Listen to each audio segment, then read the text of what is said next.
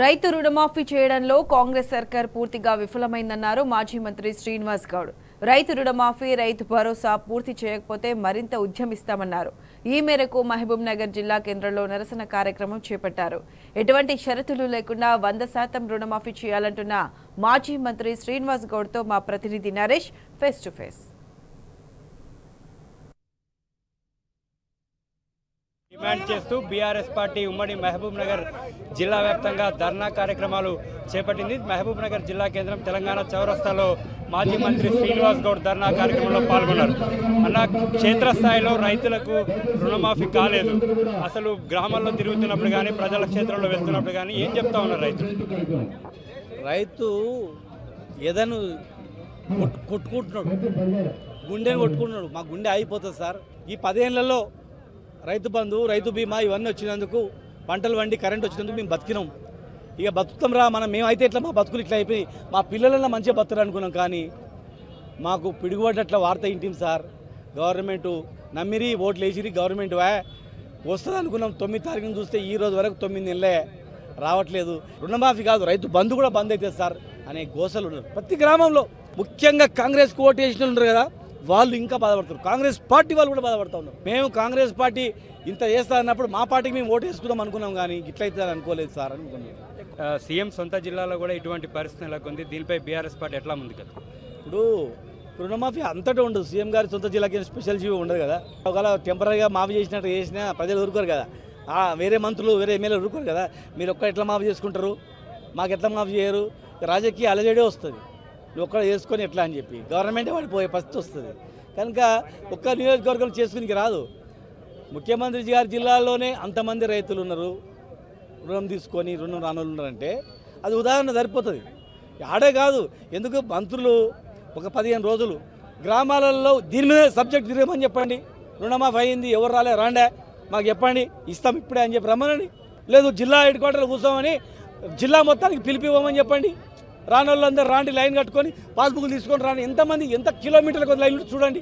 రుణమాఫీ అయిందని చెప్పడము, బుకాయించడము, బ్యాంకులలో వస్తున్నాయి, బ్యాంకుల నుంచి వస్తున్నాయని చెప్పడము అన్ని మోసము.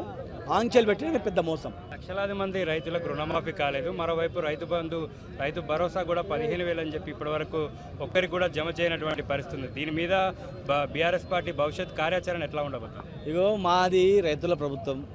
మా నాయకుడు పెద్ద రైతు. ఆయన రైతుల ఏమైనా తట్టుకోలేడు. ఏ దానికైనా సిద్ధం. మేము ప్రాణత్యాగాలు సిద్ధమై తెలంగాణ తెచ్చుకున్న వాళ్ళం. మేము ఇవాళ రైతుల గురించే మేము తెలంగాణ తెచ్చుకున్నాం. వాళ్ళ బతుకుదేరే మా బతుకుదేరే. ఇవాళ ఆ రైతు ఎండిపోతే మేము ఎట్లా కూర్చుంటాం? ఏ పిలుపుకి ఇప్పుడు చూస్తున్నావు కదా, ఒక ఆయన ప్రాణత్యాగం సిద్ధమన్నాడు, ఇంకో ఆయన కొట్లాటకు సిద్ధమన్నాడు, ఇంకో ఆయన అమరాన్ని చేస్తాడు. వివిధ రూపాలు అందరు ప్రజలు ఉన్నారు. ఇక మేము పద్ధతి ప్రకారమే స్టార్ట్ చేస్తాం. వినకపోతే తీవ్రమైన మేము ఉద్యమాల నుంచి వచ్చిన వాళ్ళు. మా ప్రభుత్వం ఇది ఉద్యమాల పార్టీ. ఇది ఏం ఉద్యమం చేయాలనేది వెన్నతో పెట్టిన విద్య. ఇది ఎట్లా చేయాలి, ఏం చేయాలి అనేది. కనుక ఏ దానికైనా సిద్ధమో అది వాళ్ళు అమలు అయ్యేంత వరకు మేము వదిలిపెట్టాం. మంత్రులు తలా ఒక మాట మాట్లాడుతున్నారు. ఒకరు 15,000 కోట్లు చేసామని, ఒకరు 18,000 కోట్లు చేశామని, ఒకరు 7,000 కోట్లు చేశామని చెప్పి ఇంకా పెండింగ్ ఉందని మాట్లాడుతాను. దీనిపై ఏమంటారు? అంటే ప్రభుత్వం ఎంత బ్రహ్మాండంగా కోఆర్డినేషన్ ఉందనేది అర్థమవుతుంది. అంటే రైతుల పట్ల ఎంత అవగాహన ఉందని. ఒక మంత్రి మాట్లాడినప్పుడు, ఒక ముఖ్యమంత్రి గారు మాట్లాడిన తర్వాత ముఖ్యమంత్రివే రావాలి వర్డ్స్, కానీ ముఖ్యమంత్రిది ఒకటి, ఇంకో మంత్రిది ఒకటి, ఇంకో మంత్రిది ఒకటి, లాస్ట్కు ఫైనాన్స్ మినిస్టరు ఏమన్నారు 7,500 కోట్లు అని చెప్పేసి లెక్కలు ఉంటాయి కదా. అబద్ధం ఎన్ని రోజులు చెప్పగలుగుతారు? ఒక ఊర్లో 100 మంది ఉంటే ఆటోమేటిక్గా ఊర్లో 50 మందికి వచ్చినాయంటే 50 మందికి రాలేదంటే అని తెలిసిపోయాయి కదా. అన్నం ఉడికిందా లేదని తెలిసినట్లా ఓ 10 గ్రామాలు లెక్క పెడితే తెలిసిపోతుంది. అట్లా వాళ్ళ ఆత్మసాక్షికి తెలుసు కాలేదని. కాలేదు వాళ్ళని రోజు చేస్తామన్నా బాగుంటుంది. అయిపోయిందనే వరకే మరి మాది ఎట్లా, ఎవడు తీసుకుపోయి మా పైసలు ఎవడు ఎత్తుకపోయి అందరికైనా అని చెప్తున్నారు.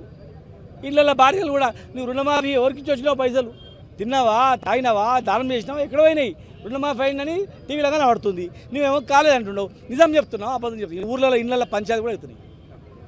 గ్రామాల్లో పెద్ద ఎత్తున రైతులు రుణమాఫీ కాక ఆందోళన చెందుతున్నారని, తీవ్రమైనటువంటి ఇబ్బందులు ఎదుర్కొంటున్నారని, భవిష్యత్తులో బీఆర్ఎస్ పార్టీ మరింత రైతు రుణమాఫీ కావచ్చు, రైతు భరోసా గురించి మరింతగా ఉద్యమిస్తుందని, రైతుల హక్కుల కాపాడడానికి బీఆర్ఎస్ పార్టీ ఎప్పుడు ముందుంటుందని మాజీ మంత్రి శ్రీనివాస్ గౌడ్ చెప్తున్నారు. వీడియో వెంకటతో Naresh, T News, Mahbubnagar జిల్లా.